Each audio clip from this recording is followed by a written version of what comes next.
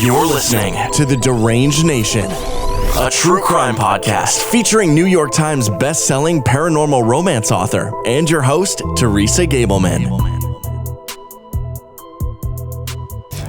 And we are back with Deranged Nation finally. Hey, what's up, everybody? Welcome back. We're back. We're a little loopy. We have summer, gardens, chickens, motocross, COVID, back to work, all kinds of crazy stuff's been happening, so. Yep, we're back with another. Took us a while. Looking for properties.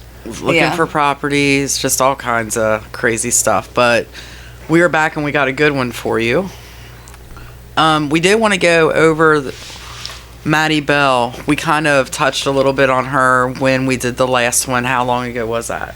It's been a couple months, guys. Maybe a month and a half. Bear with us now. You know you guys have hardships too. Exactly. We never really had hardships. No, but you know what I mean, dude. This COVID is a hardship. Yeah. Exactly. It's created hardship for everybody. It has. But Maddie Bell was 18, had just turned 18. We kind of went, we didn't, it wasn't the case that we did, but she was missing at the time. Everybody was out looking for her. Well, she was found. She fucking faked it. She didn't fake it, dude. She just had a controlling mom. Yeah. And her live-in boyfriend from when she was young. And I don't know who's. I'm sorry. Do what? Him. Oh, He's okay. 8 up. He is 8 up. But so she just ended up wanting to change her life and took off and left. So there's a lot of controversy around that. Some people are like pro Maddie, and then there's other people that are like she should have to pay for all the police and She fucking faked it. what? Why? I don't know. I'm just being critical. Oh, you're just being critical. Here we go. I really don't remember. Once I heard that she kind of was like fine and knew she ran away and they did all that, and it was like, I don't know. I just questioned the motives and who was in on what. And yeah, I mean, she was 18 years old. I mean, and she's like, well, I didn't know everybody was looking. Well, you don't think your parents are going to be looking for you. I mean, I think you're a little, smarter than that. I mean, the best thing she could have done, she is 18. There's nothing they could have really done. She could have just said, I'm leaving. She just could have said, I'm gone, and, and really your not personal freaked choices everybody are out. your personal choices, though. Yeah, so. But anyway, she's safe. She actually, the car that they seen and the dude that they seen was actually who she had met online, and that's who she left with. So. And it's working out so far. Yeah, supposedly. So, whatever. So that was that. But this episode is episode 14, and it's the next door stalker. And this guy. Now, this one is not a whodunit. We know who did it. Yeah. And there's, like, nobody else. This guy's kind of... One of the things the police said is about this guy, he was a serial killer in the making. Right. But he wasn't smart enough and didn't get away with it. And you guys will see what we're talking about. Yeah. Yeah, because I probably know the least out of the three about this. I didn't get to watch much, but from the little bit I did watch, like, he's kind of a dork. Yeah. Well, yeah. So we'll start. Sick fucking dork. Yeah, he is. So we'll start out with Lauren. Her name is Lauren Teresa Giddings. She was a 27-year-old blonde. I thought she was gorgeous. Yeah, she was. She's very pretty, smart. She was a native of Laurel, Maryland. She was known by her friends and family and classmates as athletic, cheerful, outgoing, and social. She had ambitions of putting her law degree to good use in her new career as a lawyer in the nearby city of Atlanta. After her graduation, all that remained in her way was the Georgia bar exam. And, I mean, smart. Yeah. Geez, to go through something like that at her age, 27, that's pretty young. But Her plans, like many of the other graduating students in her class, were to stay in Macon in order to study for the bar exam throughout the months of May and June. She had a steady boyfriend.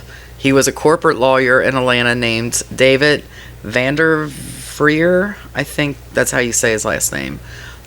He and Lauren had been together since 2007, when Laura accepted an internship as a project assistant at the law firm office where David worked in downtown Atlanta. I think he was actually a lot older than her, too. Yeah. From what I read. Them saying something about 20 years. Yeah. But, sometimes your soul doesn't match your body, I guess. But Lauren never knew it. And unfortunately, she never found out. But David was planning on to propose to her after graduation on a surprise trip to the Bermuda later that fall. So that's really sad. Yeah. So in comes Stephen Mark McDaniel. This guy was 25 years old. He grew up in Atlanta. He actually lived next door to her. In an apartment building, yeah. Yeah, it was like right across from the university.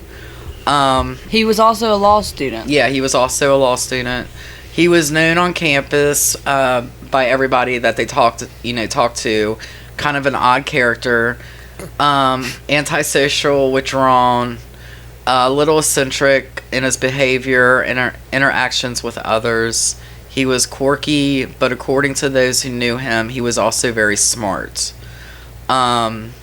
His second floor apartment was a place of a retreat for him. He was pretty much a loner, and he stayed inside most of the time playing video games, pornography, which they found a lot of. He also had guns and swords. He was a prepper.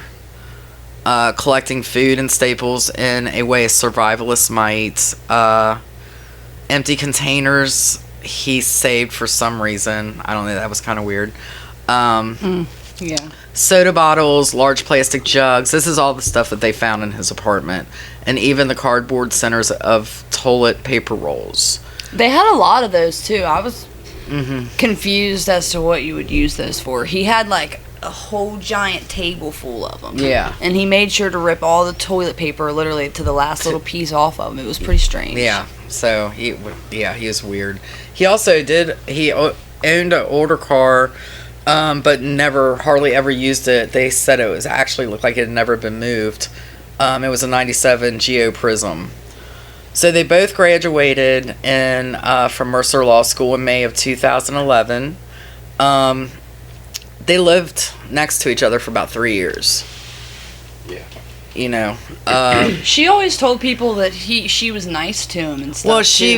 Well, didn't people say like they thought like if anybody was gonna be a serial killer, like it was that dude or some shit? Like, didn't they joke about it? Yeah, I mean, and she was like, "Oh, well, he's nice to me, so I'd be the last one he'd kill." Yeah.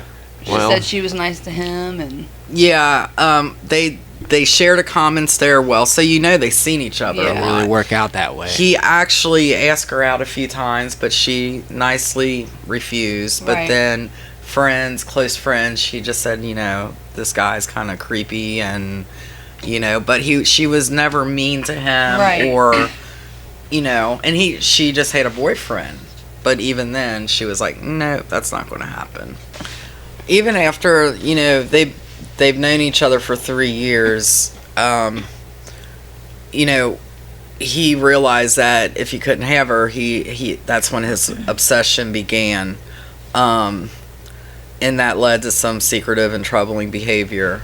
Yeah, wasn't he Googling some weird shit? Oh, yeah, all kinds of shit. Some of the stuff he was Googling was pretty. It was like, well, I know one of them because Helena was telling me on our way over here. And, it was how to delete your internet history.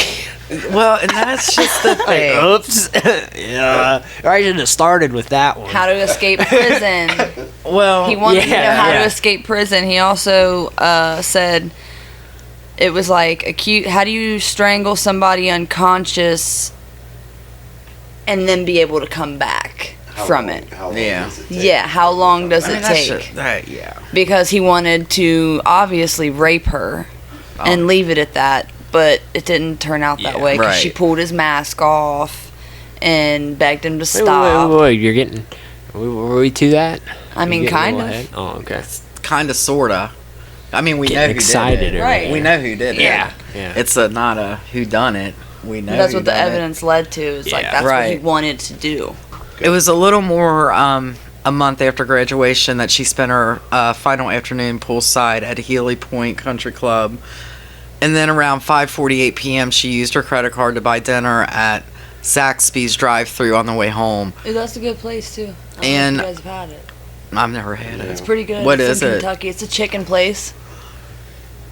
They even, which is kind of, I don't know. Have you ever watched, like, on the internet where you see somebody's last moment of life? Like, I know that there's this one murdered girl, which I would like to do one of our things on, but it's like her last picture and the killer took the picture. Oh, I was like, what do you mean by that? For a second, I was like, Yeah, it what was does the she last mean by that? picture, the last minute of her life. I mean, but they seen her outstretched arm was captured on video as she reached for her order through the drive-thru window. So the police were tracking everything, up to this point. And that's after they found out that she was missing. But the thing is, her, the last outside contact anyone had with Lauren was before she was attacked and murdered, was in the early morning hours of Sunday, June 26, 2011. No one, with the exception of her killer, would know that Lauren, where she was for 5 days. But she, you wonder with all the friends that she had why they weren't worried, but they figured she was studying for exam. And it was nothing for her when she was studying and all that stuff to kind of... Well, she was moving out, too. Wasn't Right. she? Wasn't she in the process due to be of... moving out within She was the in the next process 3 of days. moving Yeah. out. Yeah. Yeah, So, like... I mean, everybody close to her would have understood why she was, Busy. secluded in her apartment and, unreachable for that moment. And they didn't really, she was studying and stuff like that. And I mean, I'm sure being a law student, Yeah. you had a lot of friggin' studying to Yeah. do. So Thursday, June 3rd, and this is when it starts getting really weird. Thursday, June 30th, 2011, around 9 a.m., Macon police detectives pulled their cars into the parking lot of the Barristers Hall, which is where they lived, to investigate a missing persons report. So somebody knew something was going on. Right.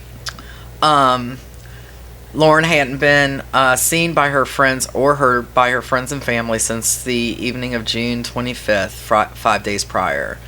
Now, when the cops pull, and this is important later, when the cops pull in, they're not really paying attention, but, they pull up in front of the garbage can. Well, it's garbage day. All right? So keep that in mind. The cops make their way from apartment to apartment. Detective Scott Chapman eventually knocked on Stephen McDaniel's door. They spoke about his missing neighbor, and then a short time later, the lead detective, David Patterson, also interviewed McDaniel in a squad car. After Stephen was back in his own apartment, the detectives made a grim discovery. Around 9:40 a.m., a torso, soon to be identified as Lauren's torso, was found in one of the rollaway trash cans next to the apartment building. So what had happened was... Yeah, I was going to say, did they say how the body was found? I mean, What- you don't just I think a look in the smell. trash can. I think a smell. A smell. Yeah, it was probably the smell. But what had Yeah. happened was I'm sure. It was summertime too. 5 right. days, yeah. It was probably And a Yeah, black... dude. he had Bag, put in like trash 3 bag. black trash bags. But in the apartment later, they found the schedule for trash pickup. Oh. And what had happened, the other trash in the area was packed. And now that'll be important here in a little bit. The rest of the trash was taken, but when the garbage man went by, he couldn't get to it, so he just smiled it and waved at the cops and went on by. So this dude's thinking, oh, I'm in the good. The trash is gone. You know, they're not going to find nothing. So. Wow, how crazy. Yeah. The fate in that. So, a short time later, Stephen McDaniel, still unaware of the discovery of Lauren's remains, was driven to the Macon Police Department, where he gave a recorded statement to Detective Patterson. When Stephen was... And I'm sorry, I'm going to do my pet peeve. And this may be dumb. What? I keep wanting to call him Stephen because of the way it's spelled. Yeah, with the E. It's the PH. Oh, is that what messes with you? Is it though? Or is it everybody? Steven? Well, I've been calling him Stephen, and so I watched, some of the video thing, and they're saying Steven. So Steven. It's just the way it's spelled. I know. Sorry, guys. That's my phone. Instead of having a V, I get that. So anyway, okay, that's my little pet peeve for the day. Pet peeves with Teresa Gableman. I know. I have a few. Not many, a few. Not as many as Ron. He's just looking at me like, shut up. So when Stephen was asked for consent to search his apartment along with other tenants of the 8-unit apartment building, he declined. Wonder why. Wait, hold on. What did all this happen before when the media talked to him? No, he don't know yet. That's coming. Okay. Yeah, that's coming. So he don't have a clue that, he's still playing the game of I know nothing and she was such a nice person and all this shit. But he made the excuse of why he didn't want him to search the apartment, which is really dumb because they're cops. He made the excuse that he had several firearms in his apartment and didn't want anyone near them. As they spoke to, I know, dude, that just, I'm like, what? Okay, that's cool, no problem. Yeah, whatever. And of course, go hide them real quick for us. As they spoke to Steven, and this guy's a lawyer. I know. You made it through fucking law school. Well, no, he's not. No, a lawyer. yeah, you guys have no idea. Finished school. I mean, I got the gist of it. Didn't take his test to become an official was lawyer. This all happened before he actually went into the apartment with the cops and stuff. Yes. This is the before the interview. Yeah, gotcha. Got it. So, we're following along. As they spoke to Steven, suspicion continued to grow in the minds of the detectives, and his entire afternoon was filled with interviews. The police continued to pressure Steven to allow them into his apartment for his search, and even told him that everybody else who lived in the building except for him was giving them consent to search. So he finally gave in and allowed Detective Patterson to look in his apartment to search for the missing woman. And I'm not laughing. I mean, it's terrible, but this guy's so dumb. Yeah. He got really nervous and he drank like 10 bottles of water. Sweating profusely. Yeah. He was like, you could tell he was obviously these trained detectives are looking at him like you're guilty as shit. Yeah, of something. Like, we got our guy. We got our guy. So look, there's the fucking hacksaw box right there, dude. Yeah. So at this point, Detective Pat. In his defense, being a lawyer, you'd think he would say, "No, you're going to need a search warrant." Yeah. Right. I mean, and then get rid of the shit.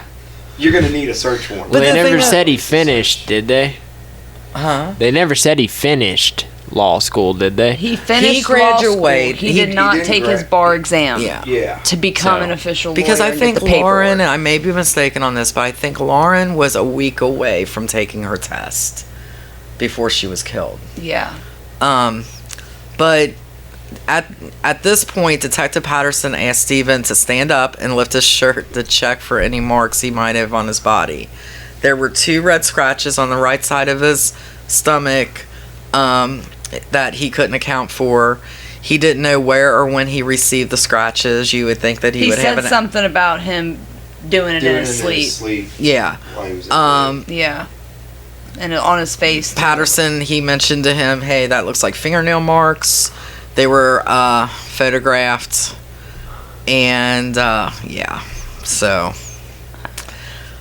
by now, by the time they get to that's still in the police station that happened. Now they're going to his apartment. It was now mid-afternoon on June 30th, about 1:30 p.m., and McDaniel was still unaware that the torso had been discovered. He assumed, wrongly, that the trash had been removed earlier that morning before the detectives had arrived. I mean, timing. That's friggin' timing. You know, for the cops to come block and just as they're going by to pick up the trash. I know. So back at the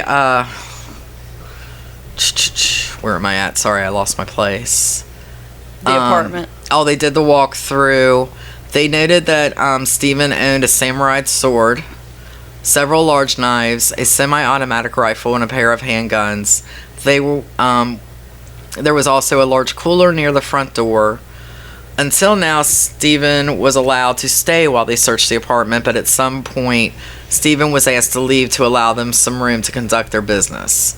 That's when, as Stephen headed toward the Mercer Law School campus on the other side of the street, this is where he really screwed himself. A local news crew waved him over, leading to one of the most bizarre news interviews you'll ever see. And guys, you have got to watch this on YouTube. Yeah. Because you will see what we're talking. I've got the what happens, but just to see the reaction. I mean, yeah. You gotta see this guy, period. So yeah, you gotta yeah, you gotta kind of see this guy anyway. But it was around 2 p.m. on the afternoon of June 30th, 2011, when McDaniel told Michelle Casada, a reporter with Macon's Fox affiliate WGXA TV, that he would do an interview. As the interview began, Stephen was still unaware that more than 4 hours earlier, Lauren Giddings. Man, we got all kinds of things beeping and bopping. I know. Notifications going everywhere. I know. We're busy people. Keep it rolling. We're busy people. Just roll through them. But it was 4 hours earlier that they had discovered her torso, and he still didn't know it. Right. On camera, McDaniel looks... I mean, he looks crazy. Right. I'm sorry. He looks crazy. His hair's a mess. He's... Presumably, he's upset because he's a friend of Lauren's. She's missing. Trying to do everything they can to find her. His concern for her, was of course an act, but said he should have gave her that gun. He was going to give her a gun. Yeah. He was trying to make the scene the way he wanted it to be. So here's the interview. We'll go. This is Stephen, and I don't. This is just where I've got it from. He says, no one's seen her since Saturday. I haven't seen anything. I always hear noise outside, but there's people walking by pretty much.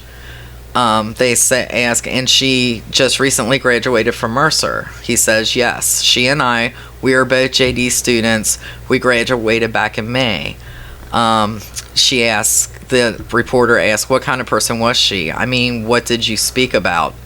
He replies, I mean, she's as nice as can be, very personable, very much a people person. Reporter, do you know any enemies she might have had, somebody that might want to hurt her? He's like, no, we don't know where she is. The only thing we can think of is maybe she went out running and someone snatched her. So now he's trying to say... Build the crime scene. Right, exactly. Build a case. Right. That he ain't involved in. And I don't know, and I want to see if you guys heard anything about this, because this kind of threw me. Because we went over, one of her friends had a key. We went inside and tried to see if there was anything amiss. But she had a door jamb that was sitting right by it. So there was no sign that anyone broke in. The door was locked when everyone got here. We just don't know where she is. Now, so basically, her friends did come there looking for her. Yeah, that's what I was saying before. Okay. Before the cops he was actually in the apartment when his friends were in there looking. I missed that. She kept a key and like a candle outside on her balcony, and her friends knew that it was there, so they took the key. And he actually went in with them. Well, he saw that they were. Yeah, he saw that they were over there. How sick. So he was like, "Hey, what's going on? Haven't seen her in a while, you know." And they were like, "Okay, that's a way for him to place himself there. That way, if his DNA is found or any of his hair is found there, that can be his alibi for why he was in the place." Right. Okay. See, I did miss that, because when I read that, I was like, "What?" But anyway, so here comes the kicker. So the reporter said, "What about the parking lot area? I know they've been doing a lot of." Well, I think that's where they recovered the body or whatever they recovered from there. And Steven's face was, you could just see his eyebrows both started like twitching, and all he said was body. Like, you could just tell right then something. I mean, without even knowing, if you had just didn't even know he was it, and just his reaction to that, you'd be like, okay, something's weird. And the reporter said, "Had you seen anything there? Had you seen anything?" She repeats herself. "Had you seen anything there? I mean, we don't know if this is the same person, you know what I mean?" And I think she's like kind of freaking out on his reaction too, the way she's like talking to him. Like, oh, holy shit, I've been talking to the killer the whole fucking time. Killer right now. And she said they took a body there. They took out a body there earlier. We don't know if it's the same person or not. That's why we're trying to speak and ask people if they know who live there. Are you okay, sir? And Steven, I mean, you could just see, and he kind of puts his hand on his head, and he's like, "I think I need to sit down." And the reporter's like, "Okay." So you watch him, actually, they're still filming him the whole time. His back is turned to the camera. He sits down for a minute. Mm-hmm. Yeah. He sits down for a minute. He went really pale. Yeah. But he jumps back up too. He jumps back up without being asked. Well, he said he returns to the interview a few minutes later with some of the worst acting. I mean, it was terrible. It's just like, dude, you deserve everything you get. You're just an asshole. But he starts saying, "Why would anyone do this?" And Michelle, or the reporter, says, "Is there anything?" And he said, "No." She said, "Did you see anyone?" And then he said, "Yes, I heard something. Maybe I could have helped." And that's new. You know, he said before he didn't hear anything. Yeah, he said, "I hear noises, but I didn't hear anything." And the reporter says, "Okay, don't worry. Do you want to sit down for a second? Are you holding out any hope right now?" And he replies, "I hope, but if they found it on the property somewhere." So that made no sense. Well, didn't he scatter her body parts all over the place? Yeah, he put the trash that got picked up, had her other body parts on, in the trash. He put her arms and her legs all in separate trash bags and scattered them throughout the campus. The law campus, yes. In the dumpsters. And her torso was the only thing that he left behind, and he put it in the trash can that was connected to the apartment building. Then what did he do with the fingers? And he cut her fingers off, probably because of her clawing him. And not wanting his DNA found on her. Yeah. Cut him off and flushed him down the toilet. Yeah. Yeah. Crazy. So, after the detectives, after looking through Steven's apartment in the afternoon and his unusual behavior, you think, on local television that evening, the detectives wanted Steven brought in once again for questioning. We need to talk to yeah. He might know a couple things. He was. But wait, they found the master key. Yeah. To the entire apartment building, could get into any door, any apartment that he wanted to with this key that he stole off of a maintenance man. They found a box for a brand new hatchet. No, hacksaw. Hacksaw. Yeah. Oh God, yeah. And then in the basement there was a bloody sheet in the laundry room, and the hacksaw was in there as well. Yeah. There was women's underwear that were found to be Lauren's. And what else was it? There was one more thing. A bunch of condoms that he said he stole from other people's rooms. So he admitted to burglary. He told on himself right there. Oh, I stole these condoms. What the fuck, dude? Fucking this guy's weird. Hey. They found videos too. Yep, they found a hard drive. Oh yeah, he put I heard too on that one video we were watching. He hung a recorder on the telephone pole by her window so he could record her and shit. Yeah. He was recording her for hours at a time, dude. Well, and then they found online with his videos. Oh yeah. Well, then they found a bunch of child porn on his flash drive too. Where he had a bunch of photos and videos of her saved on. He's been going in her room for quite some time. She knew somebody had been. She thought somebody broke in. Yeah. Because she could tell some stuff was out of place, I guess.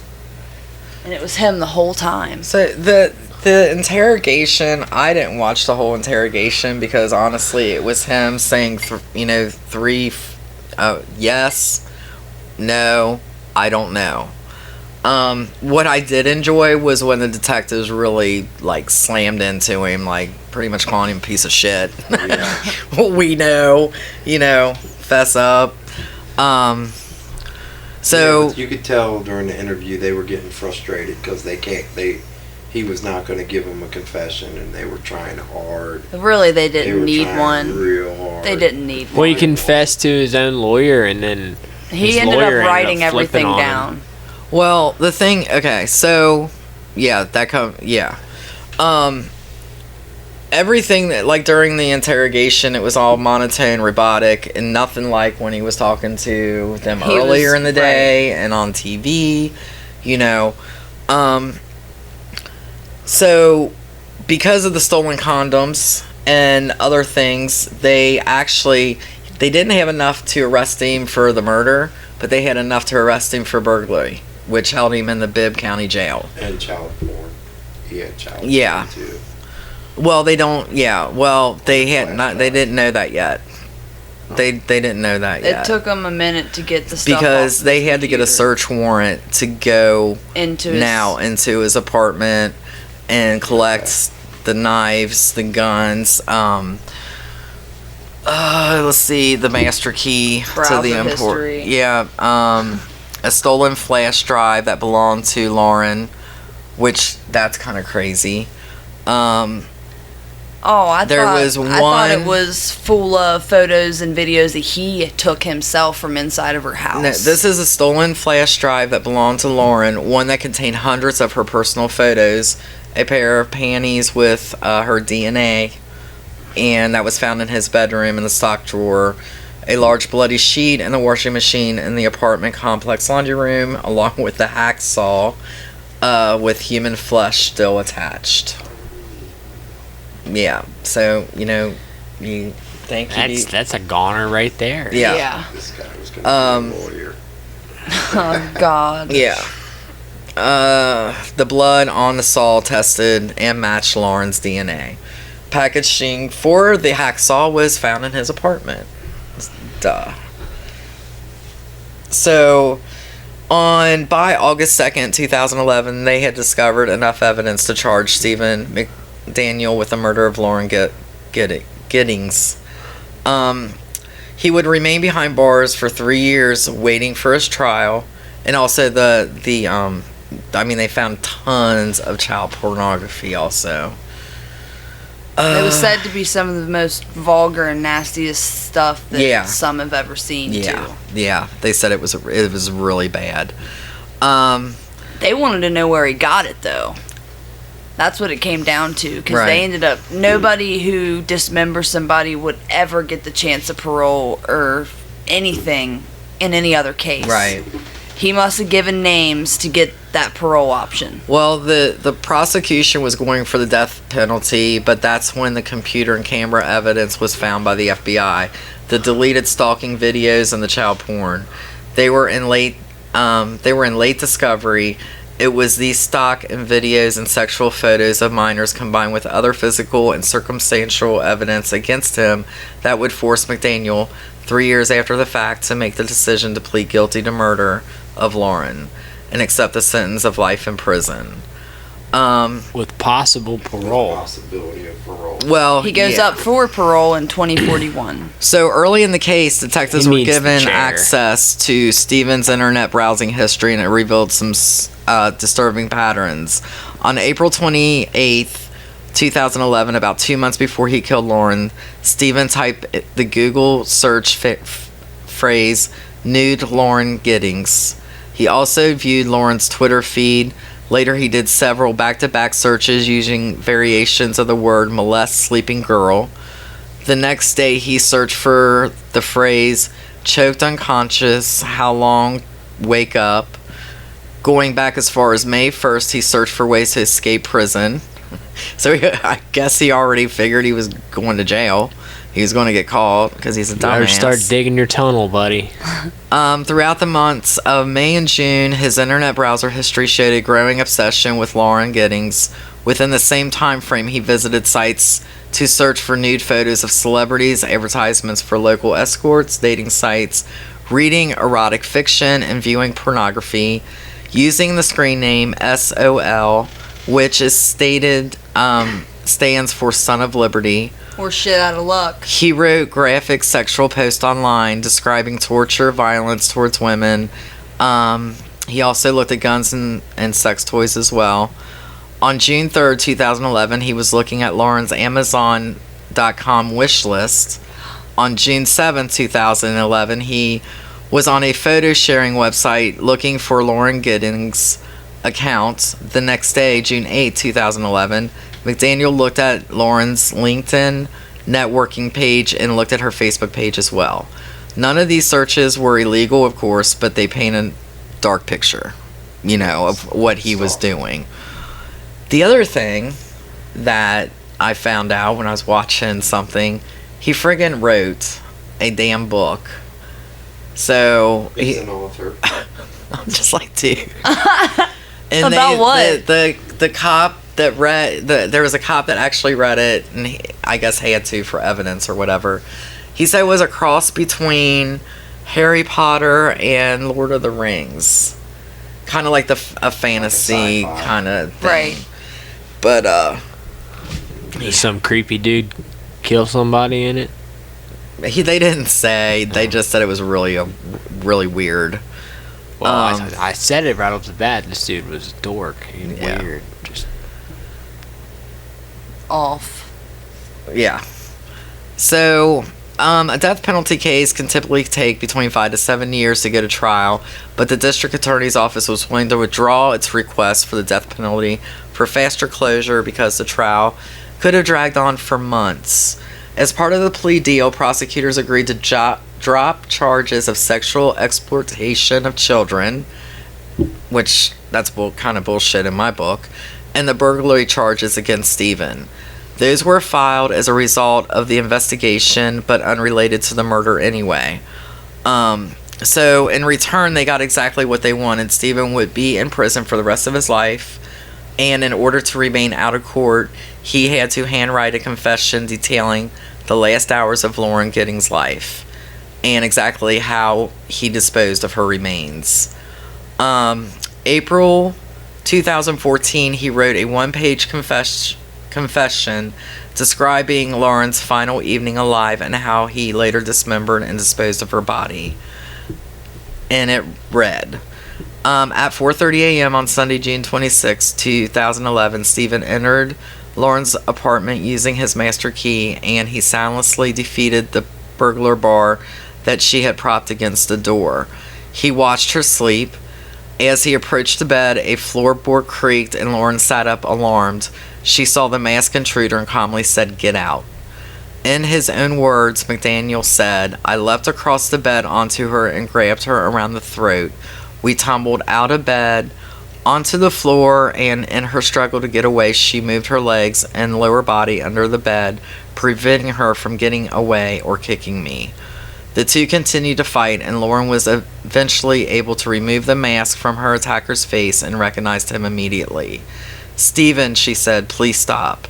But he didn't stop. He continued to choke her until she stopped moving, which he guessed was about 15 minutes later. Then he dragged her into the bathroom and left her body in the bathtub. After that, Stephen went back into his own apartment and spent the most of the afternoon on the computer. That evening, he returned to the apartment with a hacksaw and began to dismember her body in the bathtub. Her head, arms, and legs were removed, wrapped separately in several black trash bags, and then thrown into the Mercer Law School dumpster. The mask that Stephen had worn during the attack, as well as the gloves and the shirt, were cut up and flushed down the toilet, as well as her fingers and thumbs. I mean, that's just sick. This guy's a fucking loony bin. He cared so much for her. The chair. Just before dawn on Tuesday, June 28th, Stephen returned to Lauren's apartment to wrap her torso up in 5 black plastic garbage bags and then dumped it in the trash bin just outside their apartment building. He attended a bar examination preparation class that same day and the next day too. I mean, who does that? Who can friggin' do that? And then, I'm going to go to class, and leave all this evidence behind. Yeah, it's like. Then on the night of Wednesday, June 29th, Stephen joined a group of Lauren's friends and classmates in search of her, knowing full well that he had killed her. But he later said that he was in a dream-like delusional state where he believed Giddings was not dead. Bullshit. Then on Thursday, June 30th, Stephen searched for ways to to erase his browsing history. Just a short time before Lauren's torso was discovered. I mean, once on the internet, always on the internet. Yeah. You can delete your browsing history, but if the feds or whoever want to get in there, they're going to get in there. Oh, yeah. And that scares the living shit out of me. Because I have browsed, being an author, I have browsed some crazy stuff. So I'm an author. I didn't do any of the stuff that I look at. So if I turn it missing. Just don't ever, no. Go right to her browser. Oh, shit. I know. Well, they can just see my books. I don't know. I didn't do it. But anyway. So, yeah. He was convicted on April 21st, 2014, nearly 3 years after her murder. He was housed at the prison in Bucks County, Georgia. The earliest Stephen can be eligible to request parole is the year 2041, and he'll be 56 years old. But given the calculated and brutal nature of his crime, hopefully he'll never get released. Now, this was crazy. His father set up a GoFundMe page, and it was immediately taken down. I mean, it didn't even gain 1 cent. And he said, his father said, "Stephen has been separated from his family for the past 7 years. Boo friggin' who." That's what the campaign read on the thing. He lost 3 grandparents and was deprived the privilege of seeing and being a part of his brother and sister's lives.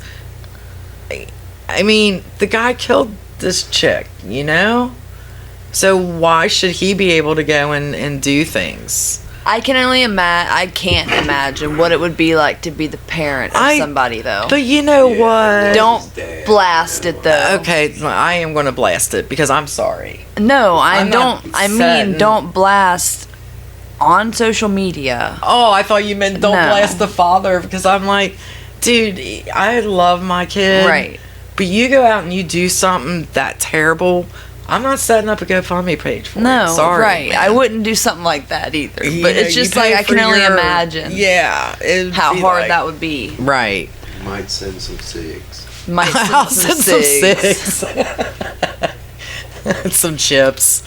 Something like that. Pack of cheese just to be mean. I don't know. It's pretty, but so to beat it all, Stephen decides that he's going to be his own lawyer. He isn't. I mean, he did go to law school. He did get a law school. Yeah, I know. You got plenty of time to fucking study. This will be the only time he's able to use it. So he came out with like giant boxes of paperwork. I did see that. Like several boxes, he had dude. a table full of stacks of paperwork and shit. About his case, yeah. You know, how could you? And like everybody that was testifying was like, "Dude, shut up! You killed her!" Like you're wasting everybody's time. He removed his client attorney privilege too, so the lawyer that he had was able to say whatever he wanted about what he told him in confidence. Well, that was a mistake. He was trying to get a new trial. Right. So he was trying to blast his lawyers, saying they didn't do, you know, whatever. He said something about the prosecution or the district attorney spying on his lawyers. I don't know, all kind. But everything he did, the judge shot him down. Yeah. And then got on him for running up the clock. Because, you know, they said a lot of times he just seemed so out of it and was just repeating these questions over and over.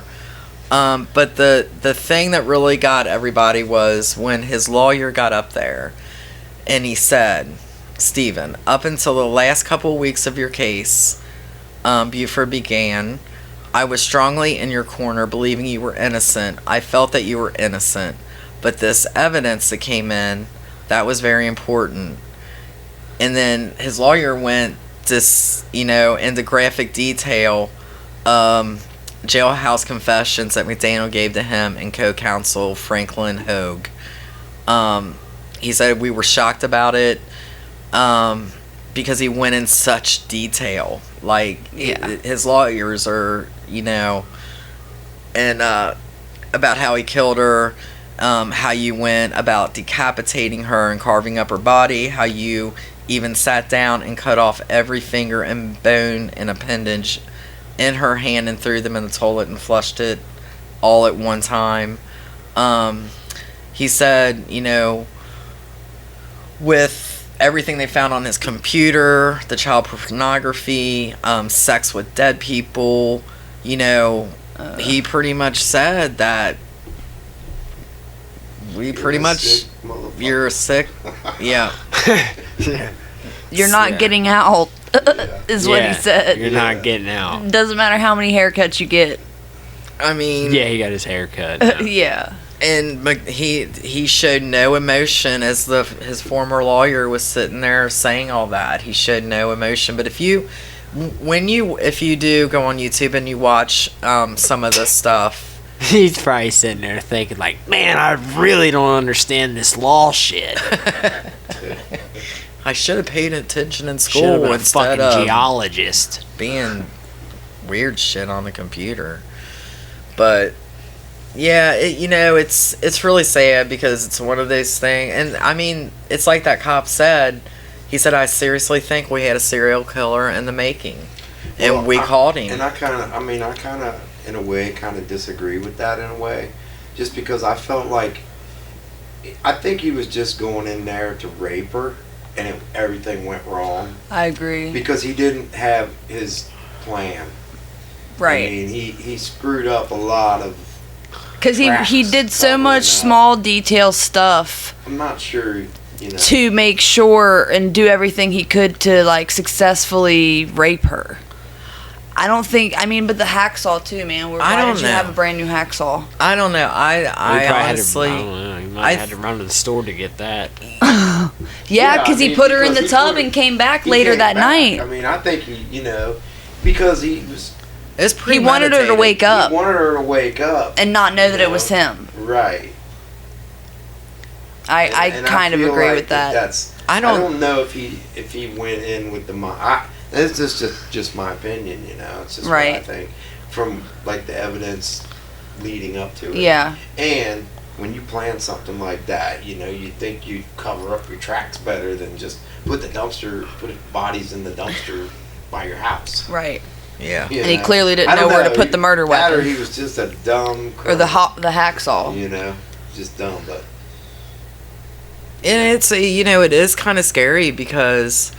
When you just talk to somebody that, especially being a waitress, and you talk to so many different people. Yeah, true. She didn't realize. I mean, I think she noticed funny different things feeling watched or whatever. I think. Yeah, I've had customers find me on Facebook. I still, to this day, have customers find me on Facebook, and they'll write me and stuff. Yeah, it's like, no, pass they do. on that. That's weird.